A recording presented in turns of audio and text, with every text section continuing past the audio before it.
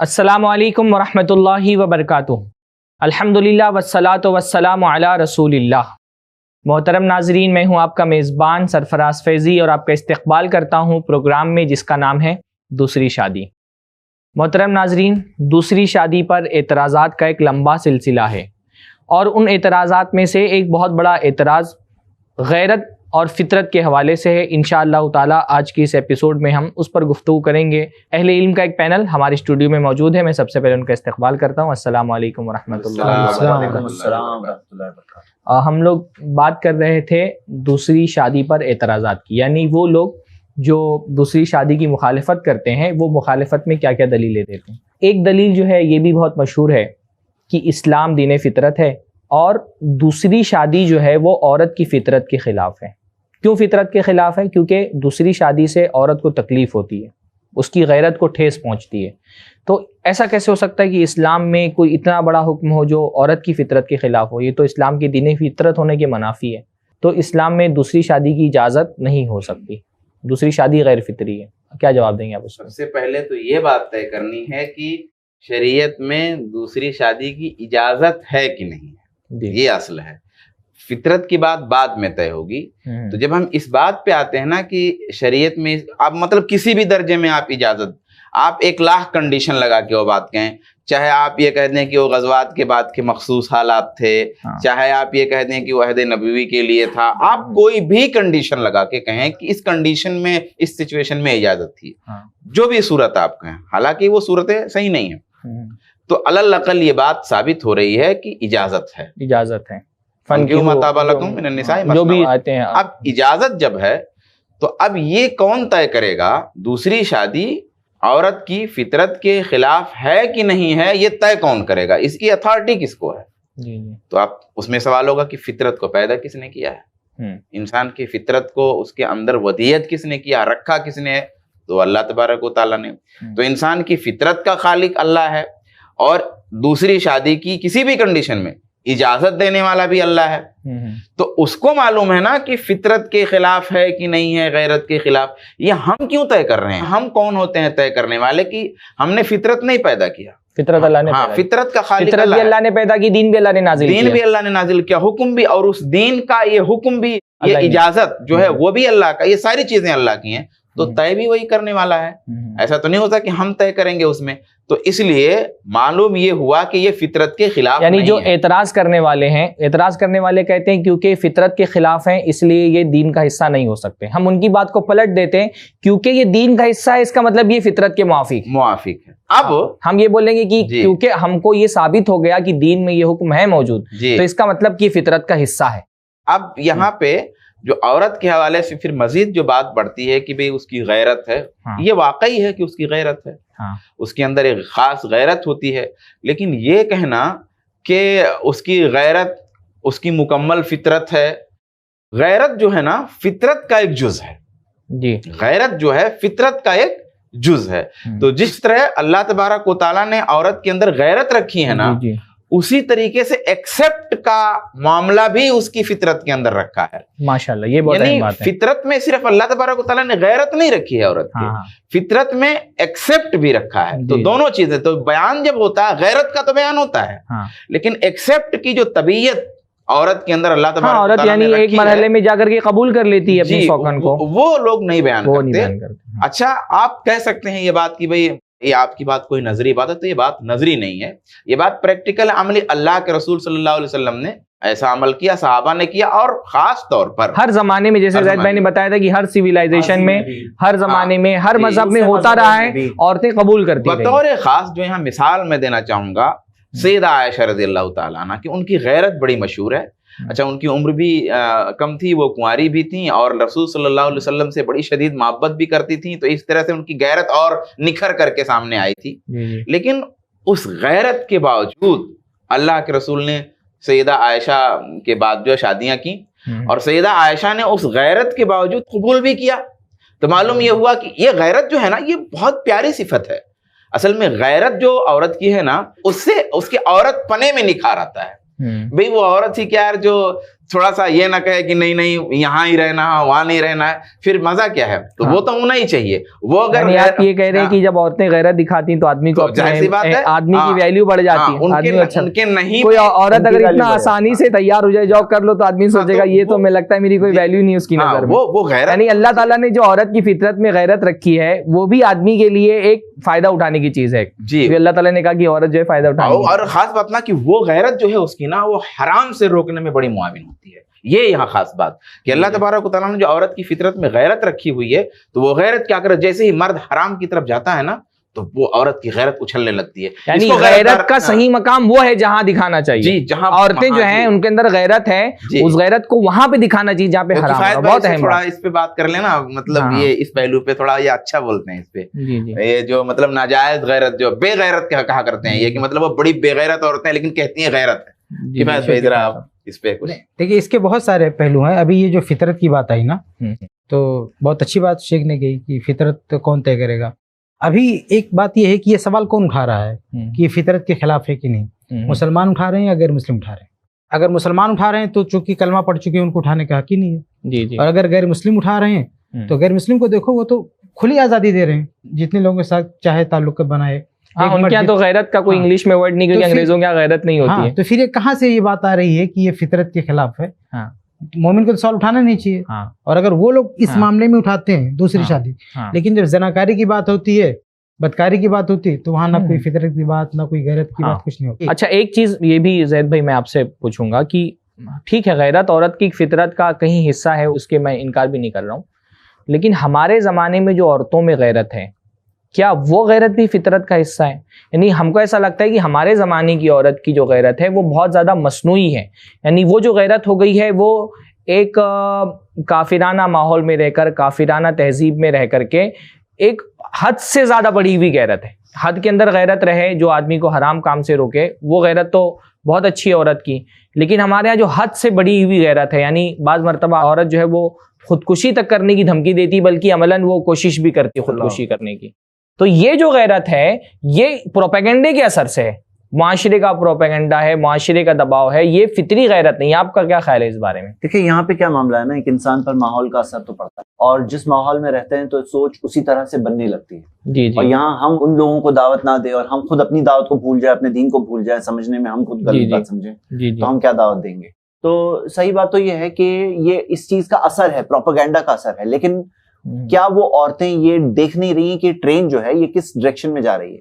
भाई वो ट्रेन में 4 शादियों को नाजायज करार देने के बाद अब पहली शादी भी खतरे में आ रही है, पहली शादी भी अटैक होने वाली है, शादी का इंस्टीट्यूशन ही खत्म हो रहा है। जिनाकारी आम करना इस प्रोपेगेंडा का मकसद है। जो वेस्ट से तहजीब इंडिया तक आ रही है, आ गई है और काफी बढ़ती जा रही है तेजी से, मीडिया वगैरह, फिल्मों वगैरह के जरिए, तो उसके अंदर तो शादी के इंस्टीट्यूशन को खत्म करके आज आप देखिए अमेरिका की रिपोर्ट है कि पॉली एमरी बोलते हैं उसे, पॉलीगिमी एक चीज है, पॉली एमरी एक अलग चीज है। पॉली एमरी के रिलेशन में 9.8 मिलियन यानी 98 लाख अमेरिकन ने कहा कि हम पॉली एमरी के रिलेशनशिप में है, इकरार कर रहे हैं। ये क्या पॉली एमरी है? क्या पॉली एमरी यानी एक शख्स एक से ज्यादा से ताल्लुकात रखे, अब उसके अंदर शादी बगैर शादी की वजाहत नहीं है, यानी सब उसमें शामिल है, हाँ, और जिस्मानी ताल्लुकात रखें, और ये इकरार कर रहे हैं उतने। तो हम ये देख रहे हैं कि ये चीज बहुत आम है, हाँ, यानी एक वक्त पर एक से ज्यादा से ताल्लुकात रखें। तो यहाँ पे हम क्या देख रहे हैं कि ये जो ट्रेन निकली है यहाँ से 4 शादियों को नाजायज करार देने के बाद, उसके अलग मकासद है, वो एक डायरेक्शन में जा रही है। तो ये चीज को समझना चाहिए कि कहाँ जा रही है, उनका क्या मकसद है। शैतान का मकसद ये है कि लोगों को जहन्नम पहुंचाए, लोगों को नाफरमान बनाए, बेहयाई को आम करे, यही उसका मकसद है, शैतान जो ये चाहता है। तो ये जो कल्चर है, ये कल्चर क्या चाह रहा है, क्या चीज इसके मकसद है, इस्लाम क्या चाहता है? तो हम देखते हैं एक आइडियलिस्टिक चीज होती है, एक आइडियलिस्ट और हम अपने माशरे में भी देखते हैं ना, ऐसे बहुत सारे मामला आते हैं जहां औरत ये बोलती है शादी मत करो, घर पे मत लेकर के आओ, बाहर तुम क्या करते हो, बदकारी करते हो, उससे हमको, यानी प्रैक्टिकली ऐसे बहुत सारे मामला आए कि औरत ये बोल रही है शादी मत करो, तुम अगर बदकारी हरामकारी कर रहे हो वो हमको कबूल है, बस घर पे मत लेकर के आओ। यानी ये गैरत नहीं है, मैं ये बताना चाह रहा हूँ कि ये गैरत नहीं है, ये मफाद परस्ती है। ये वही मैं कहना चाह रहा था कि मफाद की जंग है असलन, मफाद की जंग। ये 2 चीजें, एक गैरत है और एक मफाद। जो औरतें गैरत के नाम पे इस तरह का इजहार करती हैं ना कि शादी, वो जिना की इजाजत दिए हुए होती हैं, या तो लफ्जन या अंडर मतलब स्टैंडिंग होती है, या मफहूम होता है कि ठीक है वो शौहर बिगड़ा हुआ है लेकिन उस पर उतना मसला उनको नहीं होता है, लेकिन अगर वो दूसरी शादी करता है तो मसला हो जाता है। क्यों मसला हो जाता है? इसीलिए कि बहुत सारे फवायद जो उसके दिमाग में हैं वो दूसरी को भी मिलने शुरू हो जाएंगे। तो ये सारे अंदेशे होते हैं। फवायद में भी देखिए एक लफ्ज में कह सकते हैं, ये माल की जो तलब है ना, इसको गैरत का नाम देके रखा औरत ने। हाँ, ये इसको दो अंदाज से हम समझ सकते हैं। जब दूसरी शादी करता बंदा तो औरत चीखती चिल्लाती नहीं हमारा वक्त कम हो जाएगा, लेकिन वही बंदा अगर पैसा कमाने के लिए सऊदी अरब चला जाए, 3 साल पढ़ा रहे तो उसको कोई तकलीफ नहीं होती है। तो अब देखिए माल के चक्कर में सब बर्दाश्त है उसको। और ऐसे ही अगर बदकारी करे, जैसा कि शेख ने कहा जिनाकारी करे, तो औरत को कोई तकलीफ नहीं है।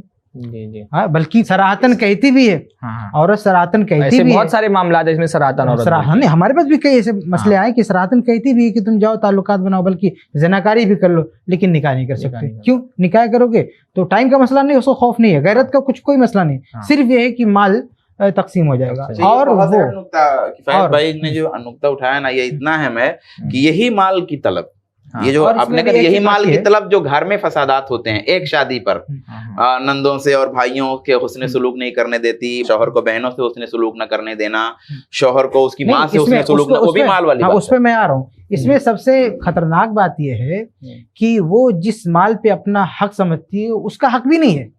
यानी शौहर के पूरे माल पे उसका हक नहीं है। ये गलत चीज हमारे यहाँ राइज हो चुकी है और इसको मकबूलियत मिल चुकी है कि शौहर जो कुछ कमाता है वो बीवी का है। अगर ये सोच को खत्म नहीं किया गया तो औरत फितरी तौर पर यही सोचेगी दूसरी शादी की मुखालिफत, दूसरी शादी करेगा तो मेरा पूरा सैलरी पूरी लाके मेरे हाथ में देता है, पूरा लॉस है। तो औरत को ये समझना चाहिए कि शौहर के ऊपर जो जिम्मेदारी है, तुम्हारा सुकना, नफका और जो है तुम्हारा खर्चा, और आज के जमाने के लिहाज से दवा इलाज, इसके अलावा शौहर की जिम्मेदारी नहीं है पैसे के मामले में। और हुकूक हैं, लेकिन इसके अलावा और पैसा दे दे, पूरी कमाई आपको दे दे, ये तुम्हारा हक ही नहीं है। और तुम्हें देने के बाद और बचेगा तो उसके भाई हैं, माँ हैं, फला हैं, उनको। लेकिन हमारे यहाँ ये सोच इतनी आम हो चुकी है कि एक खातून ने तो हमारे सामने बैठ के खुद कहा, ये शख्स कहता है कि मैं तुमको इतना दे दिया, अब जो बचेगा अपने बहन को दूंगा, तो ये मुझे छोड़ के अपने बहन को देखेगा। सराहतन कई लोगों के सामने एक औरत ने आके लगता है कि बहन की बात आप छोड़ दीजिए। एक चीज ये, असल में हम लोग गैरत पे बात करें, टॉपिक दूसरी तरफ चला जाएगा।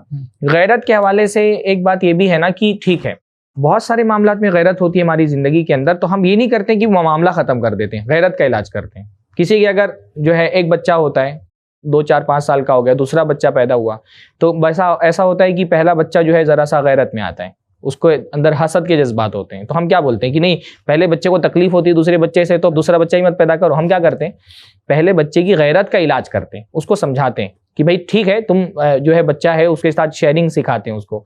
ऐसे जिंदगी के बहुत सारे मामलात में होते हैं। माँ जो है वो जब बीवी आती है और बीवी जरा सा बेटे से कुर्बत करती है तो माँ को तकलीफ होती है कि भाई बच्चा अब तक के मेरा था अकेले, अब जो है बीवी ने आकर के उसमें से हिस्सा ले लिया।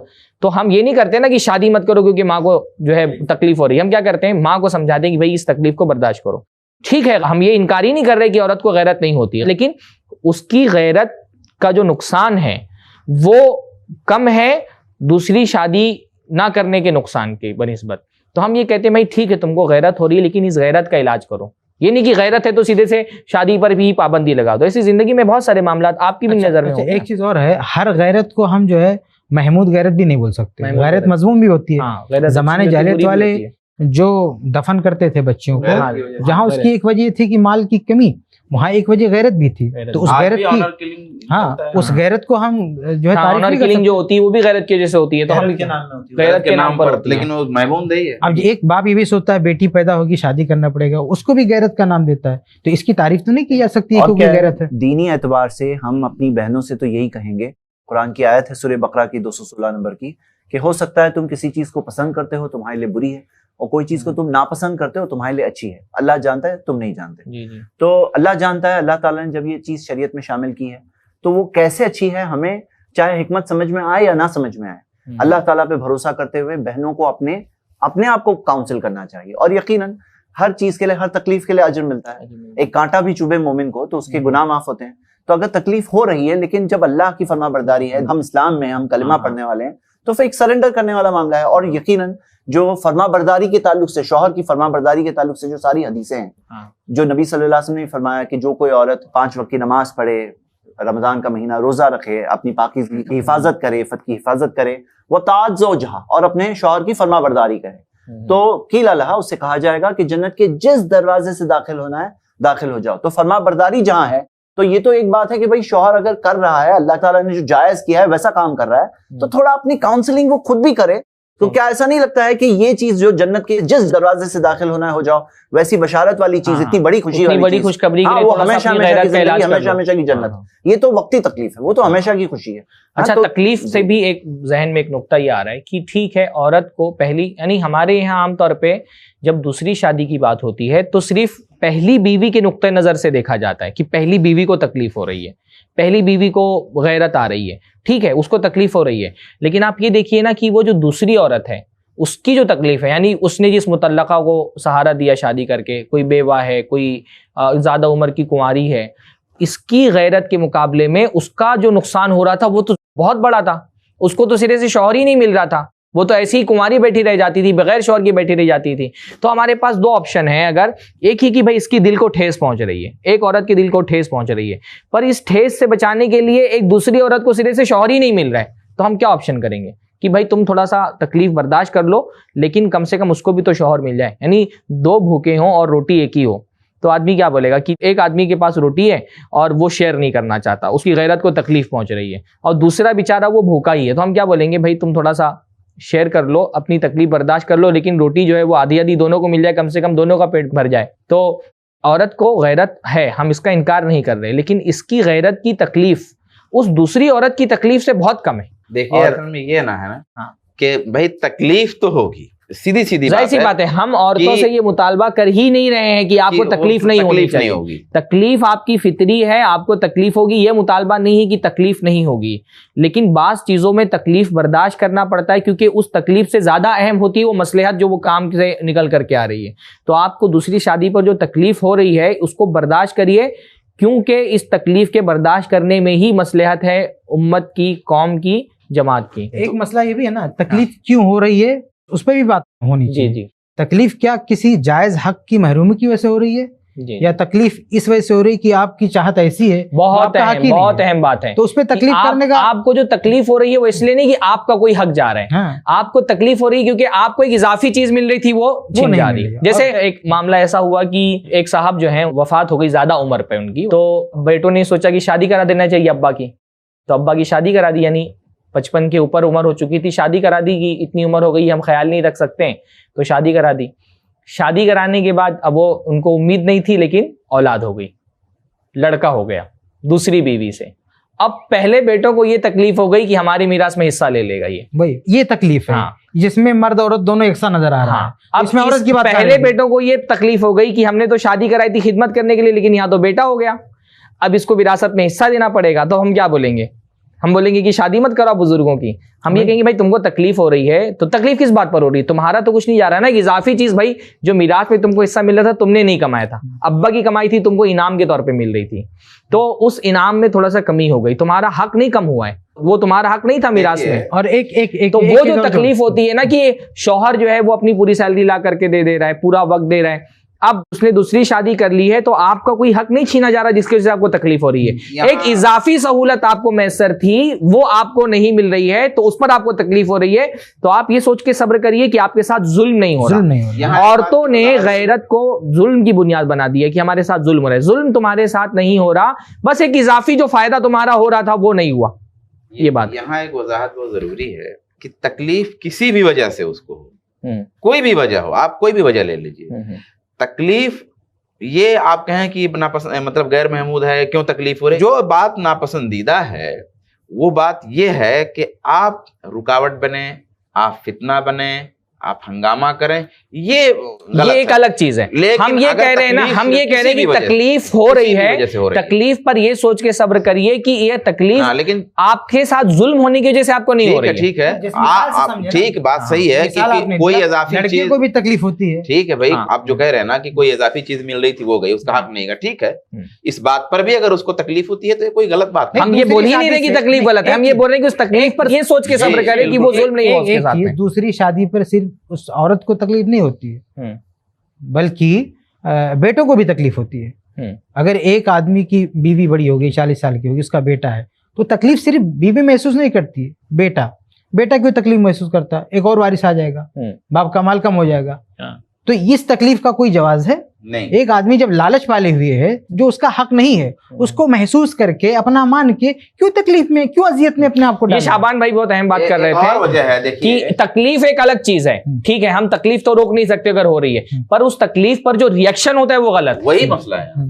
तकलीफ तो भाई आपका पर्सनल मामला है, उसका आपको काउंसलिंग करके इलाज करना चाहिए, पर जो तकलीफ पर रिएक्शन देती हैं, यानी फिर वो बहनोई को बुला करके, अपने भाइयों को बुला करके पिटवा रही हैं और जिद कर रही है कि तलाक ही दे दो इसको। अच्छा, यानी तुमको अपनी तकलीफ थोड़ी सी बर्दाश्त नहीं है और तुम्हारी बहन जो है तुम्हारे सामने, उसको तलाक हो जाए वो तुमको बर्दाश्त है कि तुम तलाक दे दो, यानी वो अपनी जिंदगी तबाह कर ले और तुम्हारे दिल को ठेस तक के ना पहुंचे। तो ये तो बहुत बड़ी, यहाँ पे एक नुकता और है, सिर्फ मामला ये नहीं है कि एक और औरत की मदद हो जाएगी, सबसे बड़ी बात ये भी है ना कि शौहर की नाफरमानी हो जाएगी। अगर शौहर दूसरी शादी करना चाहता है तो गोया कि तुम्हें हुक्म दे रहा है कि तुम इसको बर्दाश्त करो। अगर वो कबूल नहीं करती है तो ये बहुत बड़े गुनाह में मुब्तला हो रही है, नाफरमानी कर रही है, नाफरमानी कर रही है, बहुत बड़े गुनाह में मुब्तला हो रही है। फितना करेगी, नाफरमानी जब ही है जब वो फितना करेगी, जब तक फितना नहीं करती है तो वो नाफरमानी नहीं है। अब ये अपने हक में पाने से अगर महरूम रहा तो क्या इसको तकलीफ नहीं होगी? शौहर को, शौहर को तकलीफ हो रही है, अपने हक से महरूम किया जा रहा है, और तुम्हें तकलीफ हो रही है, तुम्हारा हक ही नहीं है,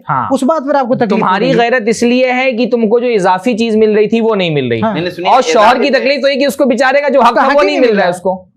मैं एक बात जो आप लोगों की गुफ्तगू में जो इजाफी बार बार आ रहा है ना, वो जो मैं कहना चाह रहा था वो बहुत जरूरी है, वो ये कि देखिए सिर्फ मामला इसका नहीं है इस बात का कि उसको कुछ इजाफी चीजें मिल रही थी तो वो उसका जा रहा है। देखिए प्रैक्टिकल में भी आप अगर देखें कि जब एक बीवी ही है, दूसरी कोई औरत नहीं है, तो नॉर्मली क्या होता है कि शौहर की जो रातें हैं या जो भी उसका वक्त बचता है वो कहाँ गुजर रहा है? वो जो बीवी उसके पास है, मौजूद है, उसी के पास उसका वक्त गुजर रहा है। रोजाना जो है रात वो वहीं गुजारता है। तो कम से कम इतना तो है कि भाई अगर कोई औरत और नहीं है तो रात गुजारे उसके पास, अगर उसके पास वो फराहम है मौका, कोई मसरूफियत, कोई मशगूलियत, कोई और चीज नहीं है, तो रात कहीं और ना गुजारे, गलत तरीके उसी के पास गुजारे, ये तो हक है औरत का। अब जब कोई दूसरी औरत आती है, तकलीफ की जो बात ये होती है, ये मैं इसलिए बात कह रहा हूं कि औरतें ये ना समझें, यहां मर्द सब बैठे हुए हैं ना, तो मर्द अपने पॉइंट ऑफ व्यू से ज्यादा सोचते हैं, औरतें अपने पॉइंट ऑफ व्यू से ज्यादा सोचती हैं, अपने नुक्ते नजर से। तो औरत की जो असल कैफियत है, आप उनके उनकी जो असल कैफियत है उसकी तर्जमानी करनी जरूरी है। तो वो क्या सोचती है कि भाई अभी तक तो शौहर कहीं भी रहे, वो कैसे कहते हैं, वो शेर है ना कि वो कहीं भी गया लौटा तो मेरे पास आया, ये यही बात है अच्छी मेरी हर जाई की। तो भाई वो कहीं भी है तो आता घरी पे बीवी के पास ही आता है। तो अभी तक मामला ऐसा था। अब जब एक बीवी और आ रही है ना, तो अब खलल हो रहा है। अब उसकी 2 रातें, एक रात जब भी वो गुजारेगा तो वो जा रही है हाथ से उसके जहन में। तो ये तकलीफ की एक बहुत बड़ी बात है। तो हम इसको ये नहीं कह सकते कि ना कि अरे तुमको इजाफी कोई चीजें नहीं थी, वो एक मामूली बात थी खामखा, ये नहीं कह सकते। हाँ, ये बात जरूर है कि औरत अल्लाह के इस हुक्म पे सब्र करे। उस वक्त को उलमा ने बयान किया है कि जब वो वक्त उसका एक जा रहा है तो वो औरत क्या करे ना, कि अभी देखिए औरतें बहुत रोजा रखने की वो करती है ना कि नहीं रोजा नहीं शौहर रखने देता, ठीक है अभी रोजा रखो। 2 लोग नहीं थे, तन्हा थी, तो बहुत सारा वक्त नहीं मिलता था, शौहर के तकाजे होते थे, अभी उसको वक्त मिल रहा है, वो नमाज में वक्त गुजारे, तिलावत में वक्त गुजारे, कुछ और भी बहुत अच्छा करना चाह रही थी उसमें वक्त गुजारे, बच्चों को वक्त ज्यादा देना चाहती थी, शौहर को वक्त कम दे पाती थी, शौहर के बहुत तकाजे रहते थे कि तुम बिल्कुल वाइफ के बजाय वो बच्चों की माँ ज्यादा बन गई हो, वाइफ नहीं रह गई हो। तो अभी वो सारे तकाजे पूरे करें, शौकन को दुश्मन की बजाय सहूलत समझना चाहिए, सहूलत के तौर। लेकिन वो तकलीफ की जो बेस है ना, हम तो ये कह ही नहीं रहे कि तकलीफ नहीं होगी, मैं ये नहीं कह रहे हैं, लेकिन जो बार बार हम मुसलसल कह रहे हैं ना, उसमें कहीं ना कहीं से ये बात दब जा रही थी। मैं चाहता हूँ ये बात निखर के आए, बस और कोई बात नहीं। अच्छा, मैं इसका एक दूसरा पहलू भी बोलता हूँ। आप ये बोल रहे हैं कि अब तक के उसको सारी रातें मिल रही थी, अब तकसीम होने। अरे भाई ये तो तुम्हारे लिए अच्छा है ना, वो तो तुम्हारी शादी के फौरन बाद दूसरी शादी करके रातें तकसीम कर सकता था। 10 साल तुमने अकेले फायदा उठा लिया उससे, उसकी उम्र की जो चार्मिंग का दौर था, जब वो जवान था, उसके सर पे बाल थे, उसकी तोड़ नहीं निकली थी, जो उसकी उम्र का असल हिस्सा है वो तो तुम्हारे साथ गुजारा उसने, तुम्हारे वो तो तुमको तकसीम ही नहीं हुई, उसकी असल उम्र तो तुमको मिल गई, उससे असल फायदा तो तुमने उठाया। अब जो दूसरी आ रही है बेचारी, उस वक्त आ रही है जब उसके सर पे बाल नहीं रह गए, उसकी तोड़ निकल गई है, उसकी जो जवानी का इतना हसीन मरहला है वो जा चुका है। तो तुमको तो सोचना चाहिए कि तुमको जो मिल गया दूसरी को कहाँ मिला, दूसरी को बेचारी को जिस हालत में मिला है वो तो उसने तो देखा ही नहीं जवानी का मरहला क्या था, उसको तो बेचारा जो है 35-40 साल के बाद मिल रहा है। उस पे आम सूरत हाल यही होती है। मैंने कह दी जो कहना था, तो अब आप इस पर कुछ भी कह सकते। नहीं, मैं सिर्फ इतना बोल रहा हूं कि तकलीफ हुई, मैं तकलीफ का तो कोई इनकार ही नहीं कर सकता कि तकलीफ हुई, लेकिन आप ये सोचिए कि फिर भी शौकन आपकी बराबरी नहीं कर पाई। अरे भाई आप बड़ी हो गई ना, जब तक कि दूसरी नहीं आई थी आप ना बड़ी थी ना छोटी थी, एक थी। अब जब गुफ्तगू होगी तो कि मेरी बड़ी बीवी, तो आपको बड़ी होने का शर्फ हासिल हुआ। लेकिन ये इसके मुस्बत पहलुओं को भी तो देखिए।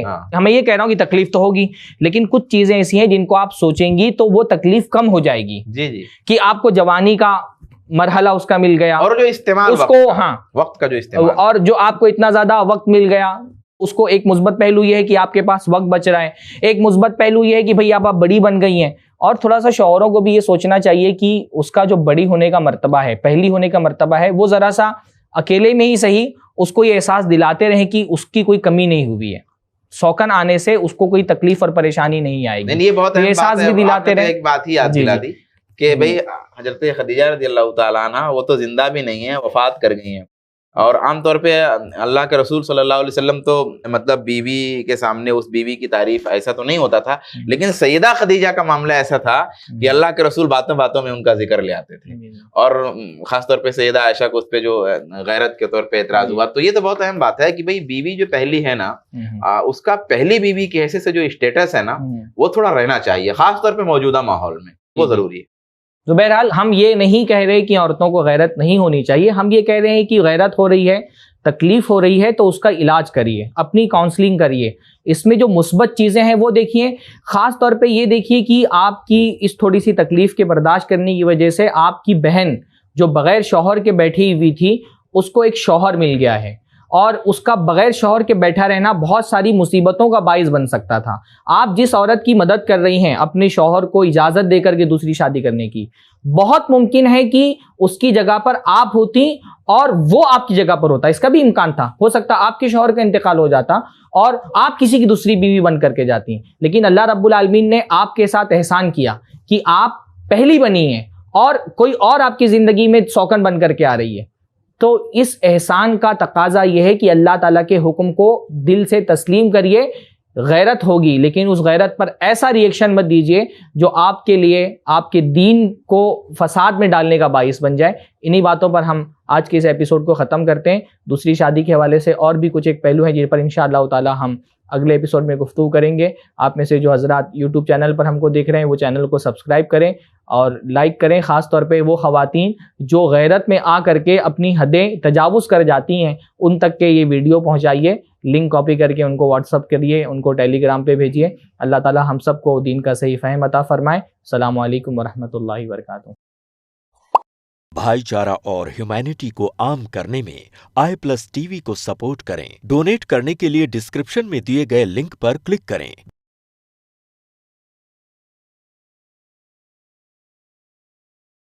ऐसे ही और वीडियोस बनाने में हमारी मदद करें।